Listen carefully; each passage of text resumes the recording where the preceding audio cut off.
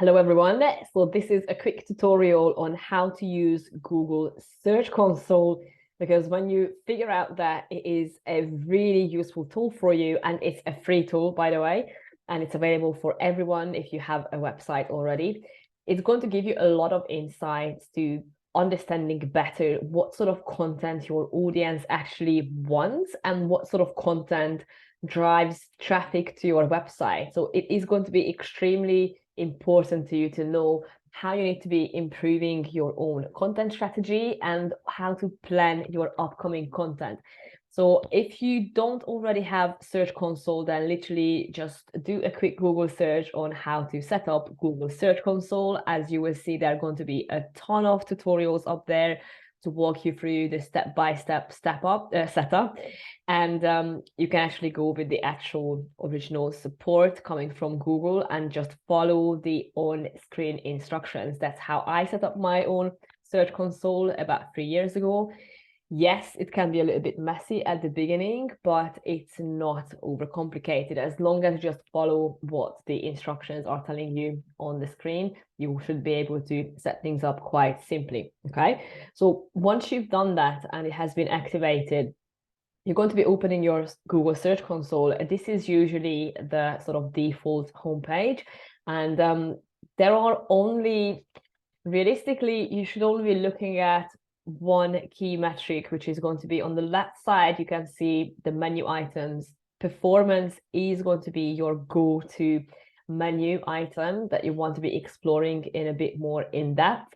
I don't want to cover the technical side of Search Console, such as your sitemaps, the core web vitals, etc. I don't want to worry with that. This is about helping you understand what sort of content your audience needs. So for that, all you need literally is just the performance tab. So when you hit that, by default, Google Search Console will show you the last 3 months of data. And you can see it here.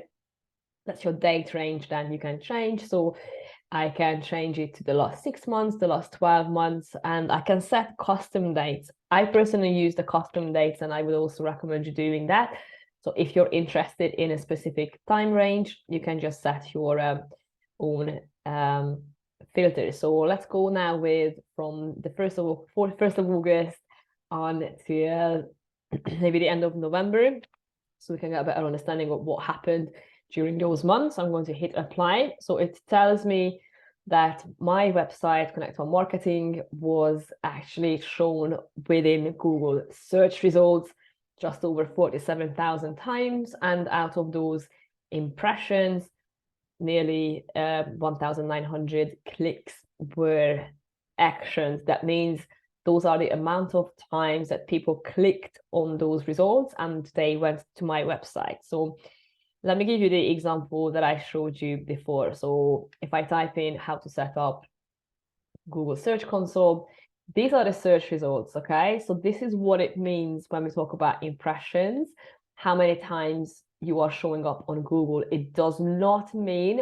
only on the first page, but all of the results, okay? So your immediate sort of priority should be try to get as close to the first page, because that's usually what we go with. If we are browsing through these results, we don't really go beyond that. Maybe sometimes you would go to the second page, but you don't really see what's happening beyond that. So that's why it's important for you to aim to be showing up on the first page, but that's for another time. I'm going to help you explain that as well, how you can get there, but it's a bit more complex than just showing you a few screenshots here, okay? So now you understand what that means when you look at the total impressions. That means how many times you showed up here within the search results, and the clicks would be this. I'm going to show you. So if I clicked on here, this would count as a click, okay? So when this website would look at their own statistics, they would see that they received that extra click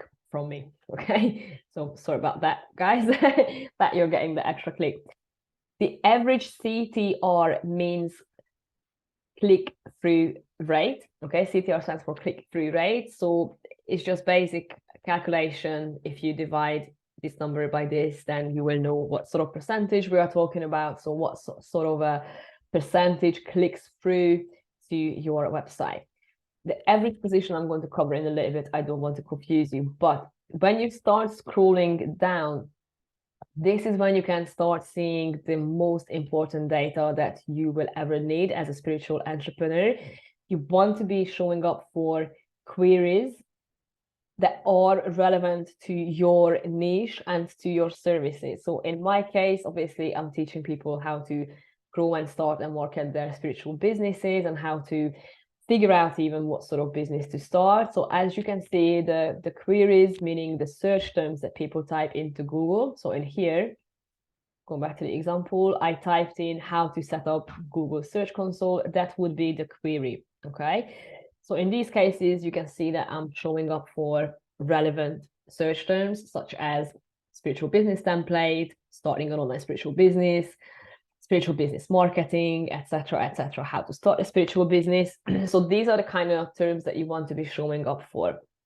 You can sort this data here. You can see by default, it's now sorting and telling me the number of clicks, like how many times people clicked through these results versus the impressions. So if I would be curious to see where I rank, and this is when the average positioning above here, okay, going to come into play, because that's what you want to be using for. Because yes, Google's algorithm is an artificial intelligence, but it's you and other humans out there who are feeding that information into the algorithm. So this is not a scary monster out there that does its own thinking and comes up with all these decisions and solutions on its own, but it's us humans who are feeding this information into the algorithm. What does that mean when it comes to understanding what sort of topic you want to be serving? So you want to be looking at where exactly you show up on those search terms. So now I'm going to tick this button, this option here, the average position. Sorry, I'm keep coughing for a second. And I'm going to now look at what are those search terms that are showing up on the first page. So going back on the example, you see, these would be the first page results, and that's where I want to be showing up, and that's where I want to be at least as close as possible to that page. So if I'm not on the first page yet, that's fine, but I want to make sure that I'm going to be as close as possible. So I'm going to now filter my results and sort my results by clicking on the position. So if I click on it once, it's going to show me the worst positions, and then they're going to be ascending. So I'm going to click one more time to change the position of the arrow. So now it's going to tell me my top positions, and then it shows the rest of the data. So position between 1 and 10. So if you see that your position, your average position is between number 1 and 10, that means you are on the first page. Okay, because if you start counting, you will see that you'll have an average about 10 results on the first page. So if you are position 1 to 10, that means your website showed up for that specific query on that page. That's what you want to be aiming for. And that's exactly what you know that is driving traffic to your website. So whatever is already driving traffic to your website, close enough to those positions, please do more of that.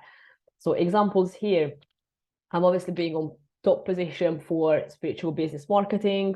Not a coincidence, I invested a lot of my effort and money into SEO. So you can see that I've showed up X amount of times with these amounts of clicks for this term, spiritual business marketing, and I'm in the first position.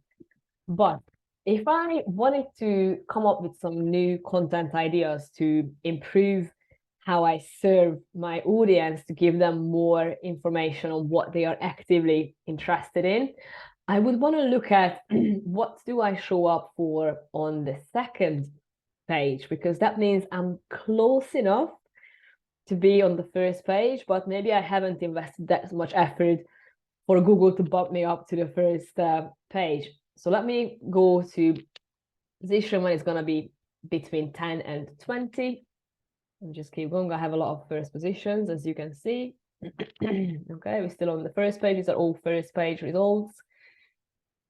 And yeah, don't little side note here, if you don't have these many first page results, that's perfectly okay. You're not an SEO expert. As I said, I have invested a lot of my efforts into showing up on the first page, and it took me months to get there, but don't ever compare yourself to what you see here. But I just want to show you the live data. So now we're going on to the second page. You can see position is slightly going on to the second page, but I'm so close to showing up within the first result. So I would now look at these actual terms, the actual queries that people literally type into Google to help me understand what else could I be talking about? What else could I be writing articles about? What else I could be putting on my website so people can find the answers to?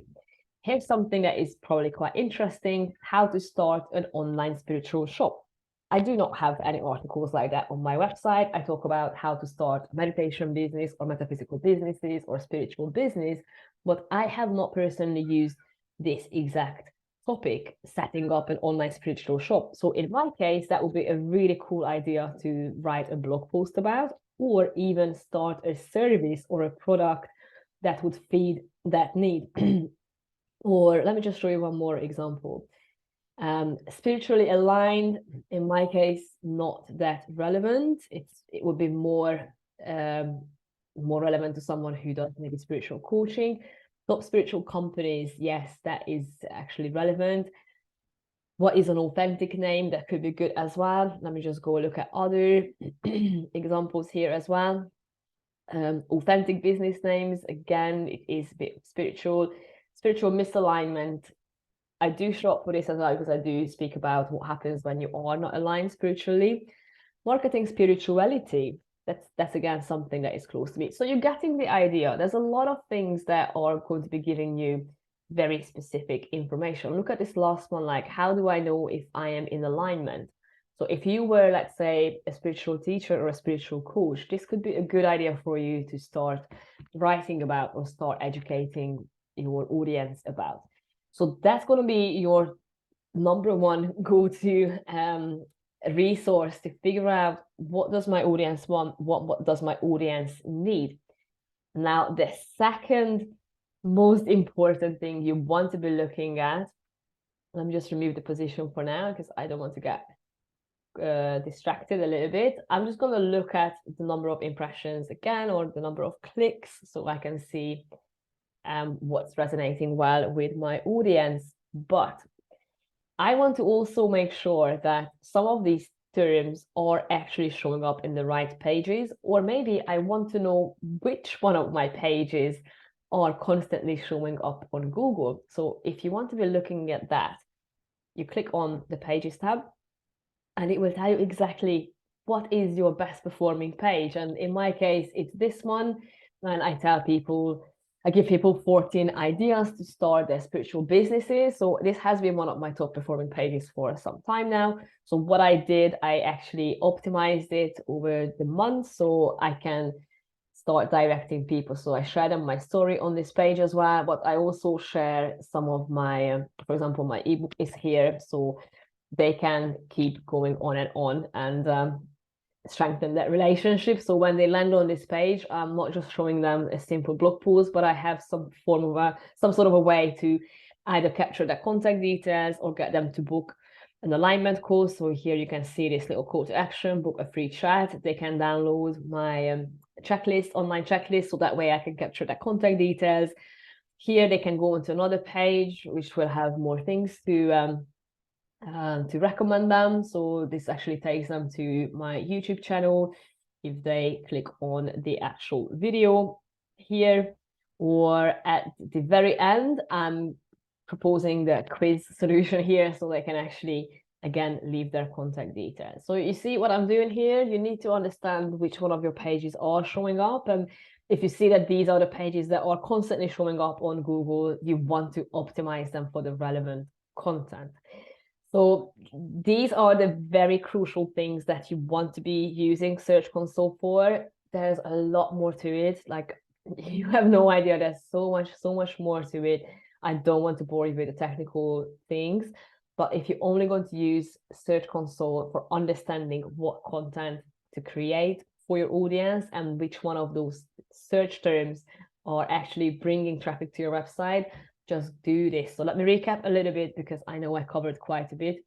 So from the overview page, you will hit the performance tab, set your date to whatever you want to be looking at. Now it defaults to the last 3 months, and look at the queries that are bringing you traffic. If you want to be looking at your position, make sure you select the average position, and then you can see how well you are ranking. So in this case, Spiritual Business Template actually ranks on the first page, and it brought me a bit of traffic as well. So have fun with it and try to get into the habit of analyzing your performance as a spiritual entrepreneur, because it's one thing to listen to your intuition. It plays a major role, and I know that. But when you combine that with actual data and analytics, you're going to be smashing it out there, and you're going to take your business to a whole new level. If you get stuck with this, or if you have any questions maybe related to how to use Search Console for understanding what content to write, you can always reach out to me at timmy@connectonemarketing.com.